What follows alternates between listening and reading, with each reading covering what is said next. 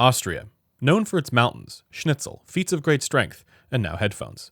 Today we're talking about Austrian Audio, which is a company recognized in the community for two things. Number one, having some of the original minds behind AKG involved, and number two, the infamous roller coaster performance of one of their early headphones. Yeah, that's a thing that exists. But that was actually a long time ago now, and they've been steadily improving things with each new release. And now they've released a flagship headphone, open back dynamic driver headphone, called the Composer. And it comes in at a whopping $2,700, so they are aiming at the high end of the market with this one. They were kind enough to send it over for review, and they also sent over their Full Score 1 headphone amplifier for me to run it with. So we'll talk about that. Let's get into it.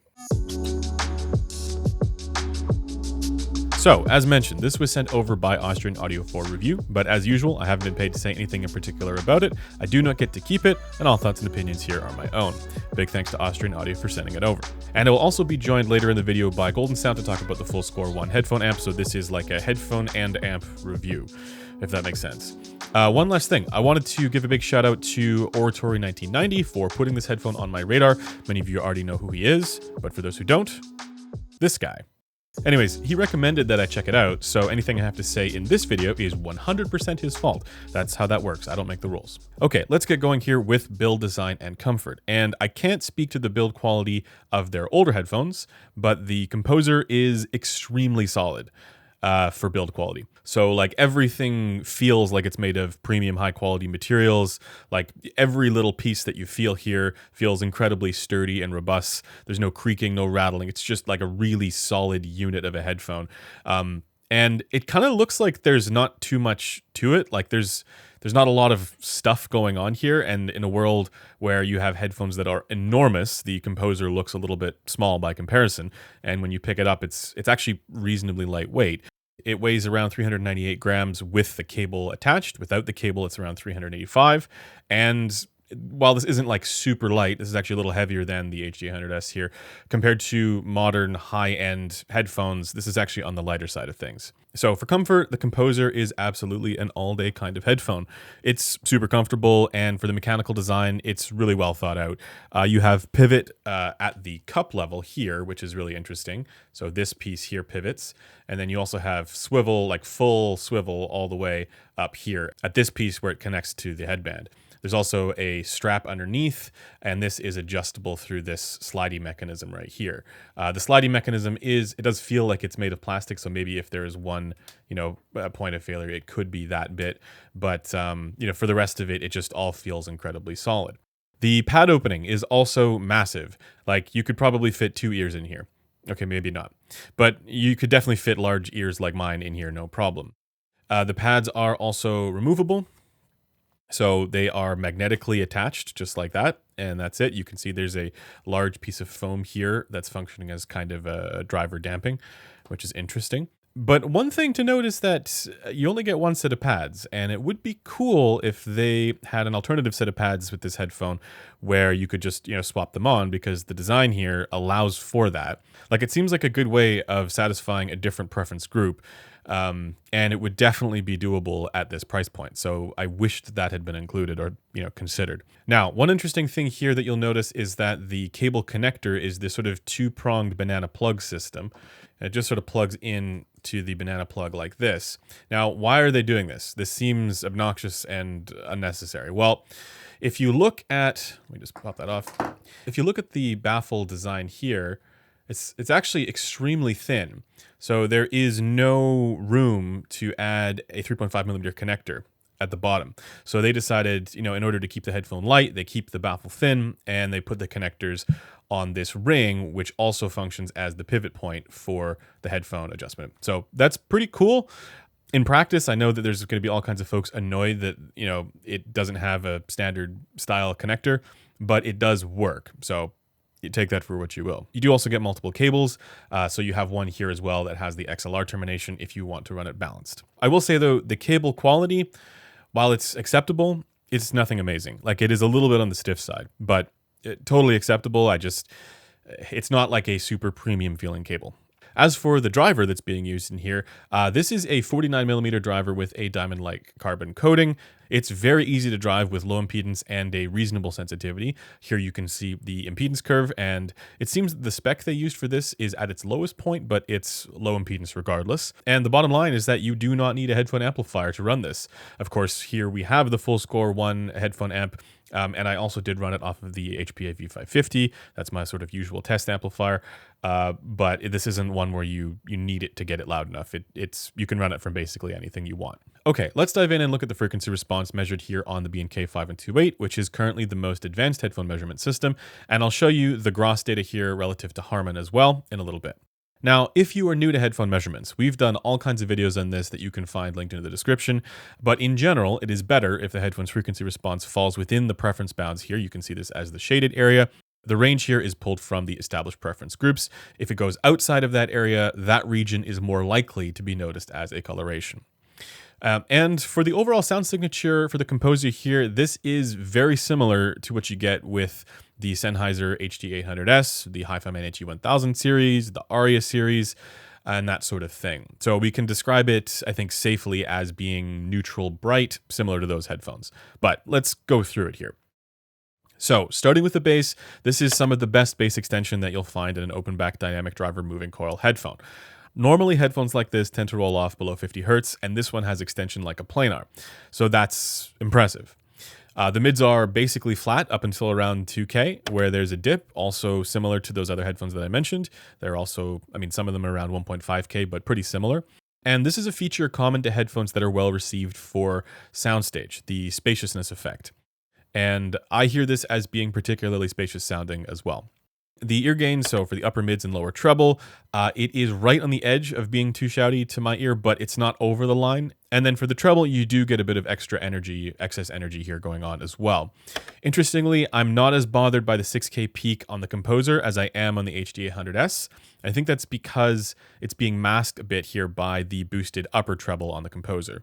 In any case, this is the kind of sound signature that's going to be clarity focused. And at least in my view, this is really good for acoustic music, music with instruments, jazz, classical music, that sort of thing. I don't find the treble to be sibilant, but there is some occasional shrillness when listening to more varied and intense kind of music. Okay, so that's the B&K data. Here you can see it on the gross, measured relative to Harman.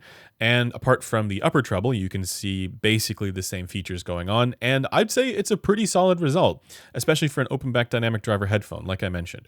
And importantly, it is also much better than the company's early release that's become kind of infamous. So clearly they've made meaningful improvements. Like, no longer is the meme about, the roller coaster performance of that headphone relevant for this company. They've made something here that is actually quite palatable. It's really well balanced for this type of sound signature. Now, when we get to the harmonic distortion, unfortunately, things are a little bit more average. And I say this because under normal conditions, this isn't something anyone has a reason to worry about. But if you're the kind of person who really loves to push things with EQ, like massive bass boosts and stuff like that, this may not be the headphone for you. So here you can see the distortion profile at 95 dB, still under 2%. Again, not something I'd expect to be audible normally, but you can see the elevated third in the bass here, and this is one area where you can get significantly better performance from competing planar magnetic headphones, like the Meze Empyrean 2, for example. And then when you push it to 105 dB, things get a bit wild here. Again, this is crazy loud, and it would be painful to listen to, consistently at this volume. But I basically wanted to see if there are any excursion limits, like you get with the Focals, which seem to they hit the excursion limit at around this volume. And with the Composer, that doesn't happen. This doesn't clip until around 113 dB. So if you are listening loud, or if you are EQing it, you're not going to run into the excursion limit. You're just going to end up running into some harmonic distortion issues. Now, with all that said, you can definitely still EQ this headphone. You just don't want to be massively pushing the bass, because that's when things are going to fall apart a bit if you go too far. So here you can see my EQ profile, and it was actually super easy to dial it in. It's not far from this with, a generally solid balance between fundamental and harmonic tones to begin with. And here you can see the result I ended up with. I did keep some of that counterclockwise, more clarity-focused presentation intact, because this is where I get to feel sophisticated with all my serious audiophile music, something my fellow ear gain enthusiasts might also be into. You know who you are. Anyways, that is it for the objective performance, but before getting to the subjective stuff, let's bring on Cameron to talk about the Full Score 1 amplifier. The first thing to talk about is that the Full Score 1 amplifier has build quality in common with the Composer. It is a beautifully built amplifier with a single-piece pill-shaped chassis in a midnight blue satin finish. XLR and RCA inputs on the rear. This amplifier does have some stuff internally which is differential, but not everything. It's for the most part a single-ended amplifier, and I did actually get slightly better performance using a single-ended input compared to a balanced one. The volume knob is quite large and has a satisfying level of resistance. Channel matching at low levels was decent, but in combination with the quite reasonable 4 dB of gain that this amplifier has, it means that with even sensitive headphones like the Composer themselves, you're not going to have any issue controlling volume with plenty of granularity and without incurring channel imbalances. With in-ear monitors, it's certainly a good option with just under 90 dB of dynamic range. That's a little bit higher than a Chord Mojo 2, for instance, but for IEM exclusive users, you may still want to look for a device which has a lower, perhaps even negative gain setup. The two buttons on the front are the power button and a function that Austrian Audio is calling True Transient Technology, or TTT. It's not explained exactly what this is doing, but it seems to be some kind of feedback toggle, and it does have quite a significant effect on the behavior of the amplifier. When I first tested the Full Score 1, I was listening in what I thought was a stock configuration, i.e. TTT turned off, just because that's how it came when I opened the box. But my first impressions weren't that great. It was a warmer overall sound, and with transient heavy tracks particularly, like Don't Be Scared by Bensley, it sounded softer. It sounded kind of like it was struggling a bit. There were some tracks where I did prefer the extra warmth and body that it added when you leave TTT turned off, even at the expense of other technical aspects, but when I turned it on, generally speaking, for almost everything I was listening to, it just sounded much more capable. Turning TTT on just made it outright better, so I measured it to find out what was going on, and what I found was interesting.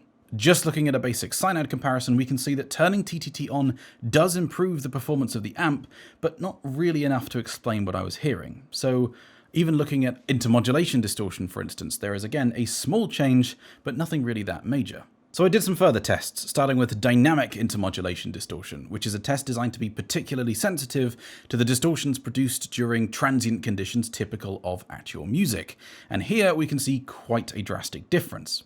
If we look at total harmonic distortion versus frequency, this difference can be shown here too, with drastically higher distortion as you go into higher frequencies if you have TTT turned off. If you want to see full measurements of the Full Score 1, there is a link in the description to our full measurement right up there.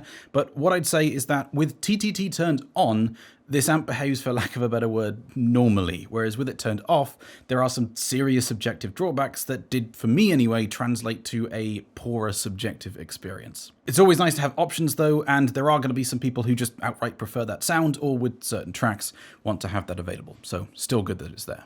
The Full Score 1 is a very tight and controlled sounding amplifier. It, with TTT turned on, has a very neutral and highly resolving presentation without drifting into the more clinical side of things. With a normal 4-volt output DAC, you'll get up to 1.2 watts at 32 ohms out of the Full Score 1, though that's actually just limited by the gain of the amplifier. There is additional current headroom available, so if we feed it a higher level input, then you can get up to about 3 watts at 32 ohm. And the max output voltage of the Full Score 1 is 12 volts, so for 300 ohm, that means the power is about half a watt. I do prefer it over my favorite sub $1,000 amp, the Syncs SA1. If your budget can stretch to around 2K, I would take something like a Ferrum or over it, although one thing that it is doing a lot better than the competition is, again, just the build. It is a gorgeous looking amp. So Resolve, what about you? What did you think about the amp?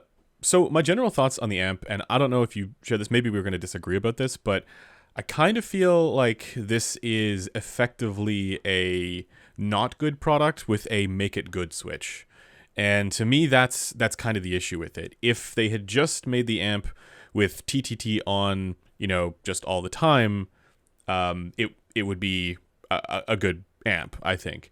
It would be fine. Yeah. It is quite track dependent. I mentioned one earlier in the video called Don't Be Scared by Bensley. That was one which for me anyway was quite obvious when it was on versus off. And actually after recording this video, I did do a little bit more testing, and I found that if you play something which has high frequency content, it does then mean that low frequency content is also distorting a little bit more. Interesting. So even though the harmonic distortion versus frequency at, like say 100 hertz, for example, it doesn't go up all that much. If you play that 100 hertz tone, that 100 hertz tone then distorts more if you're also playing something at 18 kilohertz. So It's going to be somewhat track dependent in terms of how much high frequency content is going on there.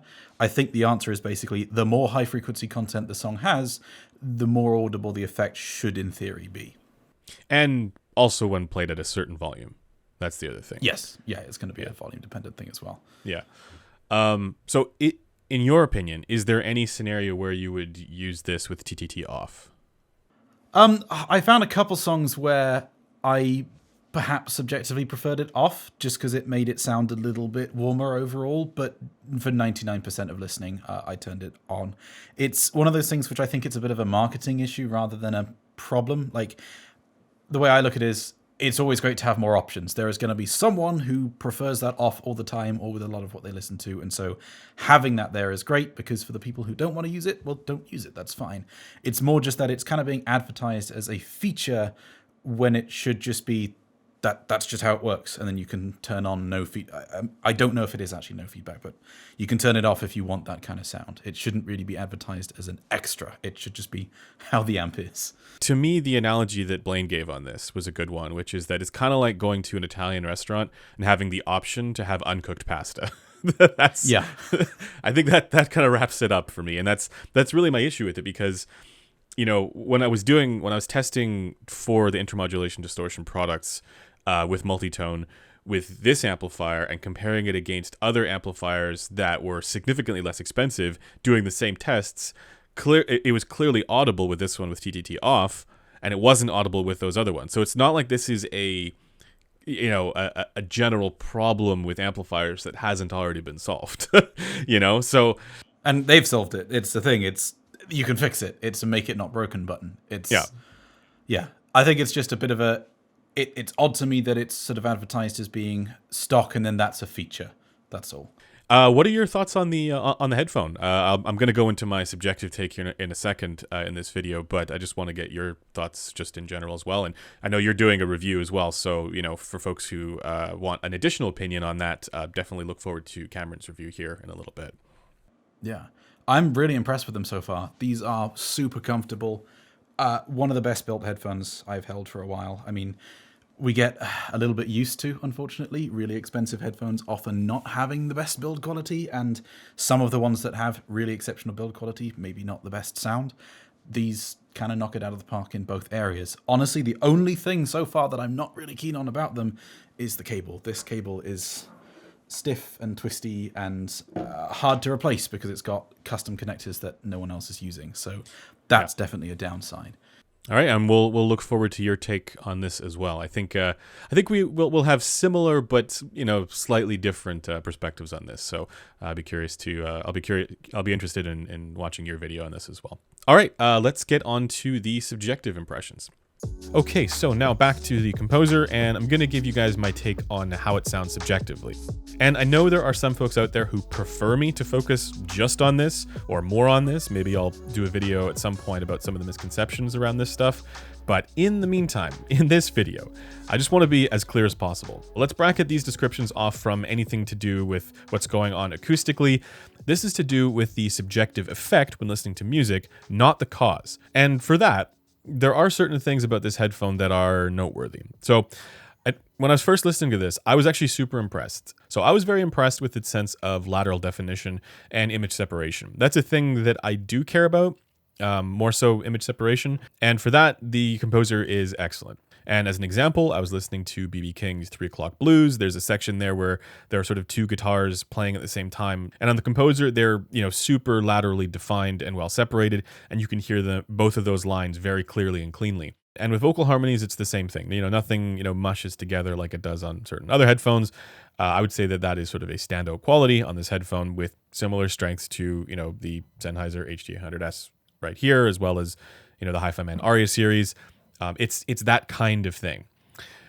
At the same time, when I started doing my comparisons, specifically with the HD800S, because I think that this is probably the most relevant one to compare it with, while the composer is good for some of these subjective qualities, I didn't find it to be better than the HD800S. Like, it does some things better. It is better extended in the bass on the composer. That's something where the HD800S it really isn't that great.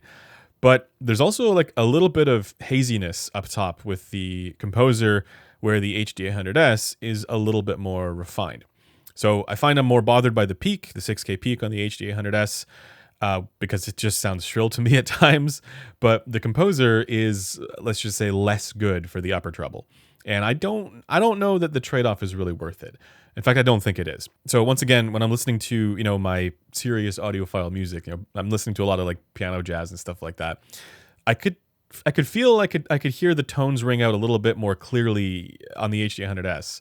So for resolution and detail, I would give the edge to the HD800S still. And while the bass extension on the Composer is exceptional, anybody who's really caring a lot about that sort of sense of impact and physicality and contrast, this is not the headphone for you. And I also know that there are people out there who only care about this.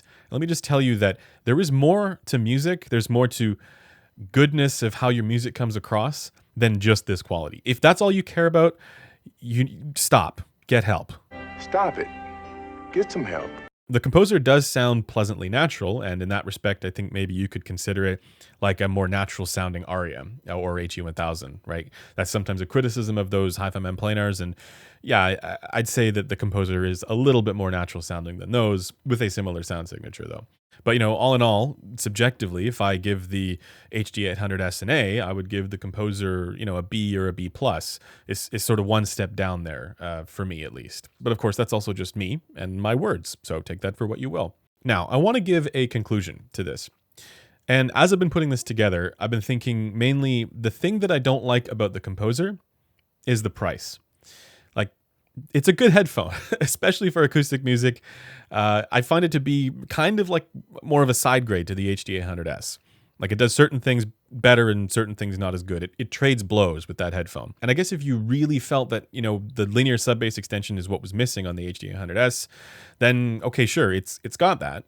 But at the same time, the hi-fi memblanars exist. The Aria and the HE1000 series exist, and they do similar things and cost meaningfully less. And then you might be thinking, well, sure, but I want something that has ultra premium build quality, and that is something the Composer definitely has, but so does the Empyrean too. It's got all of that and then some, and it's at a pretty similar price point. And it also performs better for other things like harmonic distortion for those wanting to get into EQ. So to me, that's the issue. It really just comes down to, the price point for this, I don't think is really suitable. So in conclusion, yes, Austrian Audio have come a long way, and they have shown, quite clearly they know how to tune a headphone well. They've made something really good here, and I'd recommend the Composer for anyone wanting a more clarity-focused presentation, especially if you listen to a lot of jazz and acoustic and classical music, like I mentioned. Music with instruments, serious audiophile music. But at the same time, you can do at least as well for less money. And for that premium high-end headphone experience, it's just not what I would choose. I think, at this price, if you're spending a ton of money on it and you want, all the goodness, you could probably do better for the money. Anyways, that is it for this review. Once again, if you're interested in any of our written material, that's up on headphones.com. If you want to check out the measurements of this, that'll be linked in the description, along with other people who are chiming in, and you can deep dive in the measurements there if you would like to. And then, of course, you can chat with me on our Discord, along with other like-minded audio folks. Until next time, I'll see you guys later.